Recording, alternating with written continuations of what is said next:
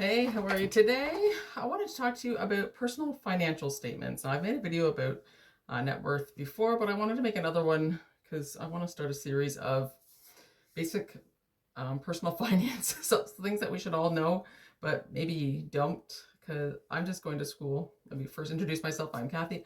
I'm almost finished my uh, financial planning course, and I'm learning a lot of things that I did not previously know about personal finance and that I think is very valuable to know as a person living in today's society. So, just as a human being.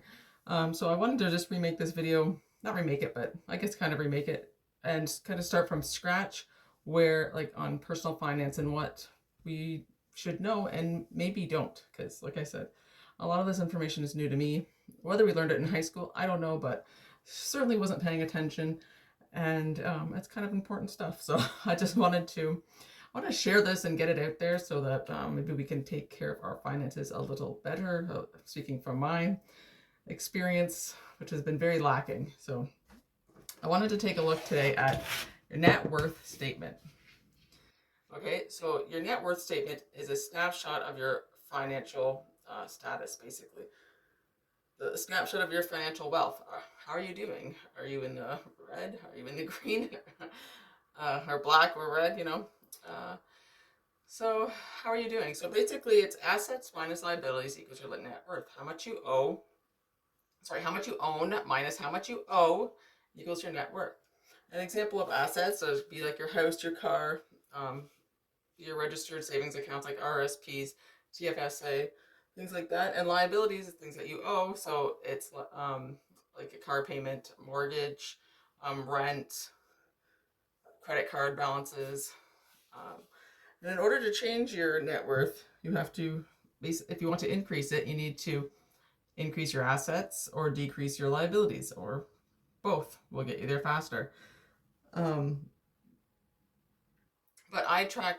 why I track my net worth is because I want to grow it, and you don't know what you don't track, right? So I want to make sure it's moving in the right direction, and I'll show you how I track it right now. I just write it down on paper, and let me show you my net worth since November, because that's when I started tracking it.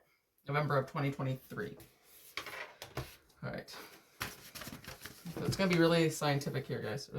Really professional. I'm just gonna hold up this piece of paper to the camera and just show you my net worth in November 2018.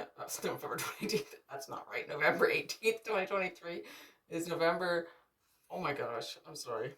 It's the end of the day, and my brain and my mouth are not talking to one another. Okay, so my net worth as of November 18th, 2023 is $21,547.97. Okay, most of that's coming from my TFSA. You can see that. My liabilities mostly are credit cards, or a credit card. Sometimes two, but not two. And then in December 31st, I calculated my net worth again, and you'll see just my assets are checking account, savings account, an RRSP, a TFSA, a Canada savings bond, an old Canada savings bond, and an old mutual fund, which I have to do something with. And they're still in that account today, or in their own accounts, but I do need to move them. But anyways, that's another video.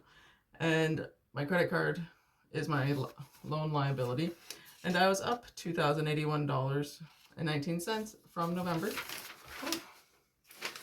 And then in December, my net worth was $22,251.89. I see I've added credit card debt, and it was down $1,377.27. So it was less than it was in December. A lot of that's probably Christmas shopping, but anyways, there you go. And as of February 29th, my net worth is $24,460.44. So that's plus $2,208.55 from January. So it's moving in the right direction. Like I said, I want to increase my net worth, so I want to keep track of it. So I keep track of it monthly. And it also helps justify why it goes up and down, because I can remember that month what happened. Especially I budget, so I keep track of where my money goes, so I can easily say, oh, this is why it's lower or higher. I definitely need to make more income. Like I said, I'm a student and I'm almost done, so I'm hoping to get out in the workforce in this field and change my income to increase it. And yeah, so you don't track what you don't know. So if you haven't sat down and tracked your net worth, if you budget, it's not that hard because you can just take your figures from your budget or your bank statement and just do the best you can, and you can get a kind of a idea of what your net worth is, and if you want to change it. So then you need to make some adjustments, either increase your assets, which is maybe get another job, or increase your income somehow, or decrease your liabilities, decrease your payments. And that's what I'm trying to do, is get rid of my credit card payments. I also don't have that many assets. Like, I don't have a house or anything like that. So that's what my net worth is. So kind of sad at this stage of the game, but that is what it is. And I'm gonna increase it over time.